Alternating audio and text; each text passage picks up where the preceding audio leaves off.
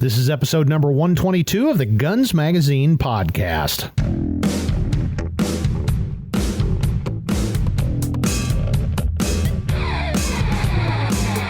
Hello there, and welcome to the Guns Magazine podcast. I'm your host and the editor of Guns Magazine, Brent. Thanks for joining us as we talk to the interesting folks who make up the world of shooting, hunting, and the firearms industry. But first, before we get started, let's have a quick chat about our sponsor, Luth-AR. Luth-AR is home of the MBA buttstocks, which are affordable, lightweight, fully adjustable buttstocks for your AR-15 fixed and collapsible rifle. But that's not all. Luth-AR is also your one-stop shop for build kits, replacement parts, and custom accessories, including the chubby grip, palm handguards, oversized switch safety, and paddle bolt catch. Luth-AR is proudly made in the USA, and with 4 decades of experience, will continue their mission of innovate to dominate with high-quality products for your ARs. Find out more at Luth-AR.com. Let's have some fun today. In this episode, Roy Huntington and I talk about what might just be the most fun gun in the land right now, the Ruger Wrangler. The Wrangler's a .22 long rifle look-alike to the single-action Army, sold at a ridiculously low price. In fact, it might have the lowest cost-benefit ratio of any currently manufactured handgun. Now here's Roy Huntington as we discuss our complete, over-the-top love for the Ruger Wrangler.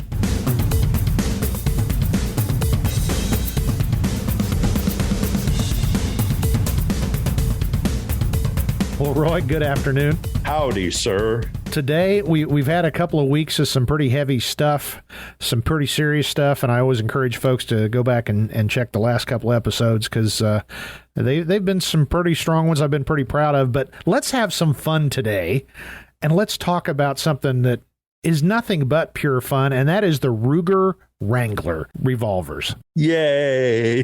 These things are just... I'm going to steal. Let me start the podcast off by stealing from Tom McHale, the editor of American Handgunner. He said the other day, these are like cap guns for adults. And I thought, that is brilliant. That is just freaking brilliant because they absolutely are. And just in case there's one or two people that don't know what a Wrangler is, it's a .22 single-action revolver, and there are plenty of those on the market. But the cool thing is it's a Ruger. It's a pretty good quality gun with a price point that is just insane. The MSRP is, I've got it right here, is $279, but you'll find it on the street usually about $225. And these things are cool. And Roy, I know you're a huge aficionado of the Wrangler to the point you've done some crazy stuff with them. Everything you say is just true, 100%. I mean, if you put some .22 revolvers on a table and a brick of ammunition, then the fun ensues, and it's just people can't help it. And what I like about the single actions is the fact that it forces you to slow down. Yeah. So, if you've got a Ruger standard auto, if you've got auto pistols and stuff like that, they're a lot of fun. Bang, bang, bang, bang, bang, bang, bang. Then there's a long pause while you load the magazine, and then bang, bang, bang, bang, bang, bang, bang, But I like the single actions because you get to sort of appreciate it. It's like eating a good steak and drinking a good wine. Yep. You savor every bite. Absolutely. And especially when you get such a screaming deal like these $200 guns, it makes it an even sweeter deal. Yeah. And that's, to me, that is the beauty of this whole thing, because Ruger does make other .22 long rifle single action guns, but you're talking north of $800, and they're worth it. They're great quality guns. This is not a $800 gun, but they work fine for what they're intended for, which is just having fun. They're a hoot. Yeah. So I've had about a dozen of them in my hands, come and go, and I've had most of them apart. And I'll be the first to admit, sometimes they can be a little crunchy, when you first get them. And I'm sorry, Ruger, don't hate me, but I mean, I've even had one or two kind of lock up a little bit, when you go to cock them. And so, but that's okay. And you just cock them a couple times, and then you squirt a little oil down in the innards, and then that smooths out. There's a reason they're $200 and not, like you say, $800. Yep. And I think we should cover that. The insides are actually exactly the same as they are for their single sixes, except they're MIM parts.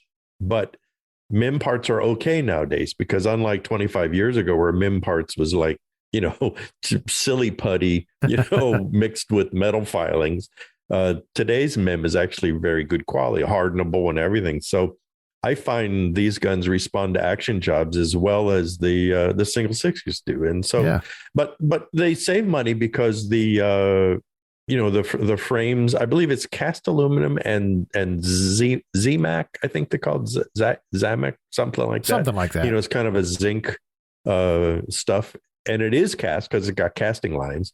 But I think we have to be able to ignore that, because if you want to have a $200 or $225 gun, you have to be able to compromise. Exactly. And for folks that don't know, MIM is basically injection molding of metal. And like Roy said, the technology's come a long way to now. I think they even do some aerospace parts out of this stuff. So it's far less expensive than machining parts. Again, this is a price point gun, but there's nothing wrong with a price point gun. If, I wouldn't necessarily take this into bear territory, the caliber aside, but for taking especially new shooters out to the range or going out to the gravel pit with a bunch of targets, these things, to me, I'm a guy of a certain age, it reminds me of being back when you're 16 or 18 and they let you take the 22 out with your buddy and you went out and just had fun. I think it's a better quality gun than a lot of the guns from our youth. When I remember the old high standard .9, kind of looked like an old Western gun, but it was double action. Yep. And, I'll probably get, attacked for this, but they never appealed to me because they just were too chintzy looking to me. They felt literally like a cap gun. They just were like, this isn't a real gun. I'd rather have a real gun. Well, to me, the Wranglers really feel and look like a real gun. They do. And they function like a real gun and stuff like that. I think also just that price point makes them fun. Exactly. I mean, if they were $379, we may not be having this conversation. Yep. But the fact they're this cheap, it's like, I can't really... I'll take one. Yeah. Well, and I believe wasn't it Tank Hoover that he got 3 of them because they come in bronze Cerakote, black Cerakote, and silver Cerakote. And he put them all, I don't know that he literally put them in a box, but he mixed and matched. So he had different frames with barrels and it was really cool looking. He made all these, I guess they call them Pinto guns, because none of them matched the way they came out. But that's the kind of fun you can have with these things. Well, that really spurred me on. I remember when that was like the first Wrangler article that we ran, and he did that. And he scraped up some grips, and I don't remember where he got the grips, but now there's grips available for him. Yeah. Altamont makes grips. I found out for the Bird's Head guns, the original Ruger Bird's Head Blackhawk grips will fit those guns. So good to know, since I have one in my hand. There you go. As we speak. Yeah, make the clicky sound. And I will say that if you put some grips on them, it actually changes the feel, because I think the stock Bird's Head grips are a little blocky for me, at least. I've got a smallish hand, but I think some aftermarket grips. And gosh, if you put something Stag, even synthetic Stag, just changes the whole character of the gun. And I like the fact that it's Roy Rogers' day again, because, well, you said before, as we were starting, you said, what are you going to do with your 2 guns? You're going to make a 2-gun rig. I am. I think that would be a lot of fun.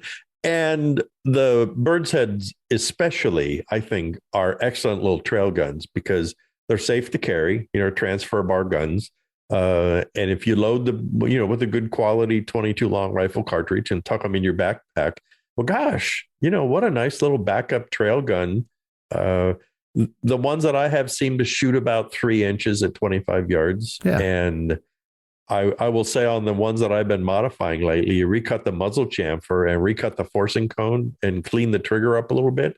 And they turn into 1.25 inch and a half guns. Well, we'll get to that in a second. Before we get there, let's talk about the different guns. We've already said that it comes in 3 colors. The original Wrangler had a 4.62 inch barrel, single action, of course. they've just come out with a bird's head model, which is a little smaller. It's got a 3.75-inch barrel. That's what I'm currently clicking next to the microphone. And otherwise, it's the same gun, just with a little different grip and a shorter barrel. But that's where I was saying, when Roy gets my full-size Wrangler finished, I'm going to have a dual rig, because I figure the bird's head would be great for a cross draw and my regular Wrangler on my hip. And even though it's a 22, I'll be going to town looking for trouble. Not really, but in my head, I'll think I am. You'll have to get a pair of those vinyl chaps with the fringe that they used to wear on little kids. Yes. I believe I had a set like that, and the vest with the conchos all over it, and the hard plastic little cowboy hat with the white string that kept it on your head. Yep. Well, a lot of people, they sneer at the Wrangler. There's a lot of people that say, well, why should I spend $250 for a gun when I can get $179 the Heritage? Mm-hmm. That's a very affordable gun like that. Yeah. So, well, I think they're very different looking, and they feel very differently. And I think the Ruger is a bit more traditional feeling, at least in my hand. I think so too. Yeah. Yeah. It's got the clicky thing going on. Of course, it has the modern action. So, when you open the loading gate, you can rotate the cylinder forward or backwards, mm-hmm. which helps when you're loading or unloading it. Because I will say that was always a bit of a pain with the old 3-screw Rugers, is that you would click the cylinder, and then if you missed it, well, then you had to go all the way around again, in order to eject that one. So this is actually pretty convenient. Well, and I have yet to seen a new shooter that I've handed this to that their eyes just didn't light up, because I think, of all the great guns out there, the single action Army, which this is modeled off of, I mean, anybody that, even thought about having a gun when they were growing up, they had to have one of those, at least. And I hate to say, maybe it was only guys our age, but I don't think so. I think I've showed these to younger folks, and they're even like, well, that's like Roy Rogers and John Wayne carried. Yes, it is, Pilgrim. See, they know. You go anywhere on this planet and show them a picture of a single action, and they say cowboy. Yep. They, in whatever language they have. And so it is, I think it may even be seeded deeply into our genetic makeup now, because it's been long enough, 250 years of single action guns of various kinds. I think it may be genetic, but I'm not sure. Yeah. Well, let's talk about this idea of tuning the guns. And not that we ever want to screw up a gun, but we were kind of talking about it, for those especially that are just getting started in gunsmithing, it's a lot easier to take if you screw up a $200 gun than an $800 or $900 or $1,000 gun. And as you've shown, with the right machining and tooling, you can make them really cool and even better than they already are coming out of the factory. But what first inspired you to actually start cutting metal on these things? I'll be honest with you. I was looking at a 1022 that I have, and I thought, well, here I've got what's essentially a $300 22 that I have sunk $2,000 into, and nobody made fun of me, right? Because that's what you do. Yeah. You look at all the action shooters and the 22 competition people and all that. They take these basic guns, and so you do that with with what used to be a $500 Colt single action, and you mm-hmm. put $2,000 in. Nobody makes fun of you. And I said, so I was looking at the Wrangler, and like I said, they can be a little crunchy. Yeah.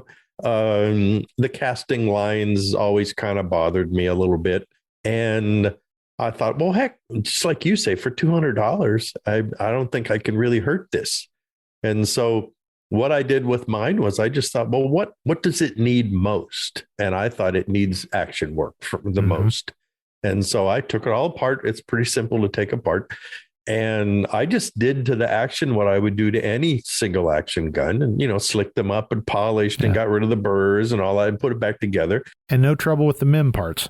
No, they polished beautifully. And I actually talked to a friend of mine at Ruger who's a product development engineer, and he said, oh no, he said, those parts, they're all hardened correctly. He says, you just treat it just like you would anything and just go ahead and do what you're going to do. They did warn that, of course, that voids the warranty.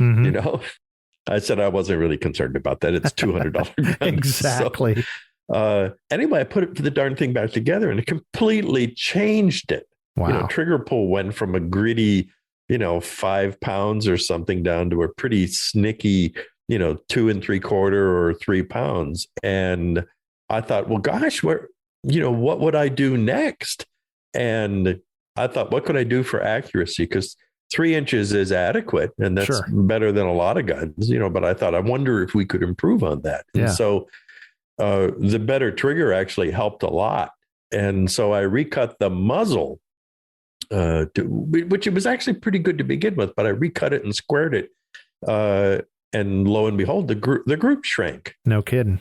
And I said, well, what else could I do? And I thought, well, let me recut the forcing cone because it's a steel barrel. It's a forged steel barrel. And so I recut the forcing cone, which is that little area, in front of the face of the cylinder where the bullet first transitions into the bore. And so that's a pretty important spot. Right. You want it to be nice and square and clean and kind of gradual. So I recut that forcing cone and suddenly my gun was shooting 1 1/4 inches, 1.5 inches. Really? And that was the only thing I did. And I thought, well, this can't be right. So I had another Wrangler and I did exactly the same thing to that one. And it did exactly the same result. And I thought, wow. So then I thought, what are some other interesting things that I could do to it? Well, you'll probably notice, Brent, on your gun that the loading gate is kind of hard to open. Yeah, definitely. And I think they do that on purpose. I'm not sure why. And so I reshaped the loading gate and I made the spring a little lighter. Okay. And so really changes it. It just opens up nice and easily, like my old single 6 does. Yeah. And so I thought, well, that worked out. What else could I do? And so I went ahead and I got rid of the casting lines real carefully. And then I was looking at the hammer and the trigger, which it has MIM, and MIM parts can be a bit wavy in the flats. So I flattened them on a diamond stone. So they look like forged, flattened parts now. Wow. And so, so I just thought, well, where's this going to end? Never ask that. I know. So I kept at it and I cut some interesting mill flats on the cylinder and polished the trigger. And, I actually took the time to cut a dovetail in the barrel and install a new front sight. And then I milled the rear slot to one side slightly to correct windage. And so what I ended up with was essentially a gun. I think if you had to pay somebody to do this, it probably would cost you, $800 maybe or so to $1,000 to do this custom work. But I got this really pretty, really nice shooting, fun to use custom Ruger Wrangler. And for my total investment was $200 in a few evenings of my time. And I think that's what it's all about, isn't it? Yeah. Just to have fun. Well, and as one side benefit that we've pointed out before, that the guts of this thing are identical to the single 6.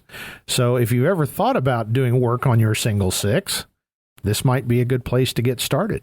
Absolutely. I wrote an insider a while ago on it. I think I called it Practice on a Plane. And it was, if you want to practice how to restore a gun, go get a rusty plane from an antique store because they're $20. And they've got basically gun parts, they're steel and they're wood and they're brass and there's threads and there's flat areas and there's hardened areas. And so you can put your skills to use there on polishing metal and refinishing wood and, cleaning up threads and all the kind of things you would do with a gun. And if you mess it up, then you messed up a $20 plane. Yeah. If you did a good job, you end up with something that's really cool. And the Wranglers are a lot like that. It's a real gun, but it's only $200. And so, and I'm going to go on record right now. A part of this that inspired me was Hamilton Bowen of Bowen Classic Arms just built a custom Ruger Wrangler for a client. And I thought, well, if it's not, distasteful to Hamilton Bowen, for crying out loud, why should I be afraid to do it? I know. Of course, his is just amazing. He sent me some pictures of it. I thought, holy cow. Well, that kind of goes to, I was going to ask, is there anything you wouldn't suggest? Like, I'm thinking with the cast, whatever frames, probably engraving's not advisable, or are they doing it? Well, I have seen engraving on, on a cast frame like this. So the challenge is, of course, it won't blue. Yeah. Because it's an alloy. It Cerakotes beautifully. The first one that I did, I Cerakoted it black with a dark earth frame and some parts, and then with the polished hammer and trigger or whatnot, it looks really good. There'll be an article in probably Guns and maybe one in American Handgunner. I think, Brent, you're going to write the one up that I'm doing for you right now, so that everybody will see them. And I think they'll agree. It's like, wow, this looks actually really cool. But there really wouldn't be any reason to not engrave it other than the engraving would be silver. Yeah. I suppose you could darken it to do the two-tone kind of look. Maybe. Cerakote does a lot of really interesting things. Some of the guys do that kind of antique look, where they age it so it looks like a bit of a worn gun. And that might look good with a little bit of engraving. The barrel steel. Oh, that's another thing I did. I fluted the barrel with lengthwise flutes. Yeah, wow. I know. Everyone says, well, that sounds stupid. And then I showed to them and they go, hey, that's kind of cool. Sort of a Roy's Performance Center. Yeah, or whatever. As Susie says, keeps me off the street, But I think that the nice thing, and I just said this in a video, I did a video on the bird's head, was that, let's say you're a daddy or a mommy and you've got a couple kids who are sane enough that you don't mind them owning a gun. Well, gosh, you could buy each of them a Ruger Wrangler. And I really do see these at $200 to $225. Yeah. Emma, even in today's crazy gun buying frenzy, they're just not a lot of money. I was going to say right before we started, I checked one of the online gun brokers and about $225 today, and prices, as everybody knows, are kind of crazy and nutty. So $225, what other brand name revolver can you purchase? Well, you can't. So that's what sets it off uniquely. Yeah. And I think you could expand this if you want to. You can look at the heritage revolvers, for instance. You can do some of these other things. But I think the Wrangler has the panache. It's just it's really a Western single action. Yep. It runs like it, feels like it, and I think that's part of the appeal. But I really like the idea of if your kids have got single shot 22 rifles, for instance, and you think, well, maybe it's time to introduce them to handguns. Well, these are perfect for that because they're safe. Absolutely. They can't shoot them fast, and loading and unloading is a very deliberate series of steps. You can certainly carry them with the chamber empty if you want to. I mean, it has a transfer bar, so you don't have to, but that's appropriate. And you can teach them about holsters. And gosh, this would be fun. I mean, they could make their own holster. Yeah, because there's a zillion YouTube videos with some redneck like me on, hey, you want to make your own holster? Here's how you do it. And it's really fun. So, well, I was recently talking to some firearms instructors, and we were just talking, and I said, has anybody thought about like using the Ruger Wrangler as an intro gun? And everybody, I got all these quizzical looks, and I don't think most of the guys were that familiar with them, but I said, nobody I've ever handed one to has been anything but, oh, cool.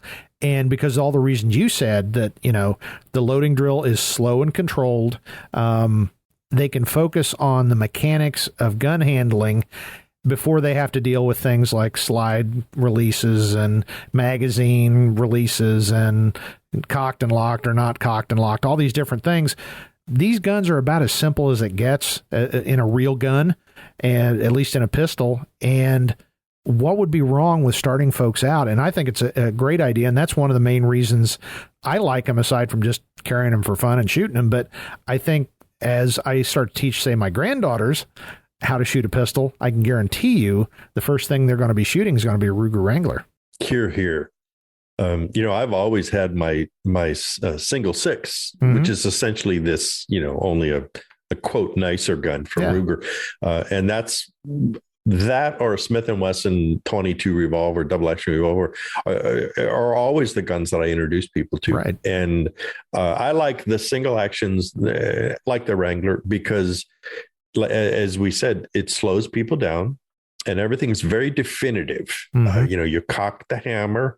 Now they're concentrating on the trigger press, which is a good trigger. Even on a stock gun, it's not a bad trigger.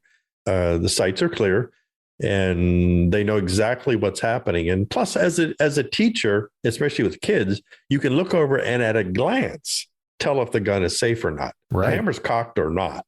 So if they're standing there with a cocked hammer, then you know that things need to be attended to, right? Whereas if they've got a 22 auto pistol and they're holding it in their hand, it's like, you don't know. Is it loaded? Is it chambered? What's going on here? Yeah. So I think they're really safe guns too. Yeah. And there's the grin factor. And I think it's because we all watched Westerns, the most anti-Western person in the world, the most, pessimistic, self-absorbed millennial in the world has seen a Western, somehow. And I think at the back of their head, there's always the theme to some favorite Western in their, playing in the background. Yep. as they pick up this gun, because they always grin, Oh, absolutely. I always show them how to load it, let them dry fire it a little bit, and then they load it, and then they pick it up and they cock the hammer and they shoot it the first time. It's usually at a balloon I put up on the target. Yeah. And they just grin ear to ear. And you get that, can I do it again?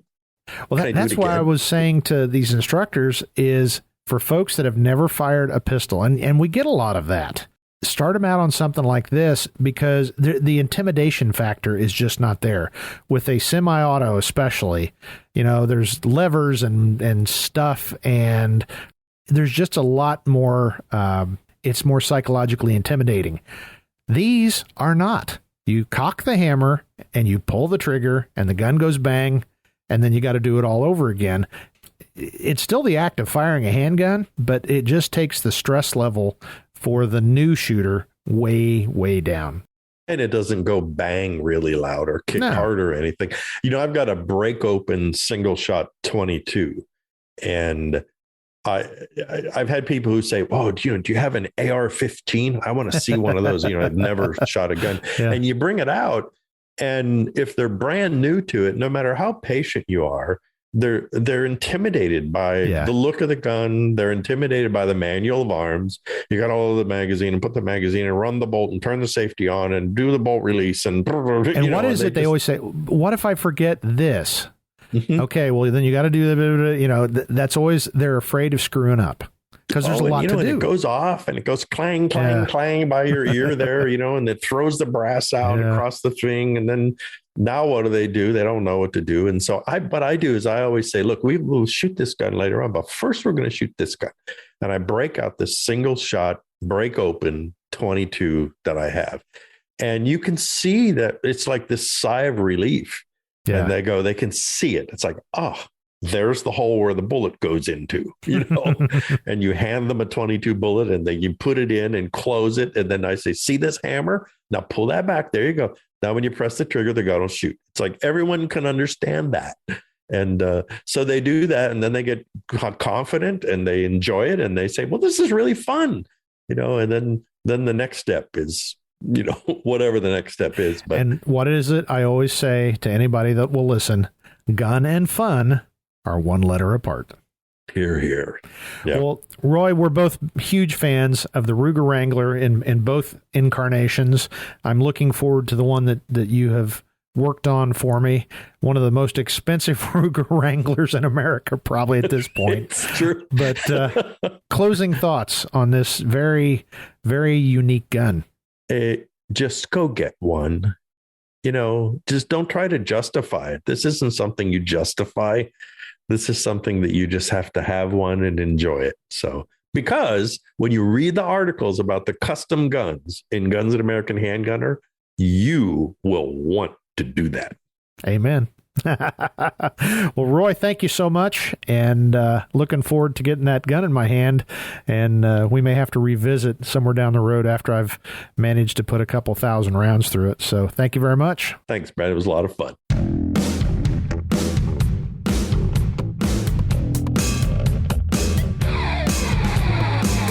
Well, have we convinced you yet to go out and pick up a Ruger Wrangler? Trust me, if you do, you won't be sorry. And with that advice, I'd like to thank you for listening to the Guns Magazine podcast. Guns Magazine was first on the newsstand, and today we're bringing you the most interesting chats in the gun world. If you've got any questions or comments about the show, please email me. That would be editor@gunsmagazine.com. Make sure you subscribe to us on your favorite podcast directory, YouTube, and of course, at gunsmagazine.com. And while you're online, don't forget to check out our great sister publications, American Handgunner Magazine at AmericanHandgunner.com, AmericanCop.com, and our numerous special editions available on our websites.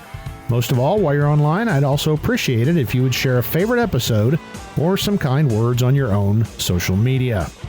Well, that's it for this episode of the Guns Magazine podcast. For the entire staff at FMG Publications, I'm Guns Magazine editor Brent Wheat. Now get out there and get shooting.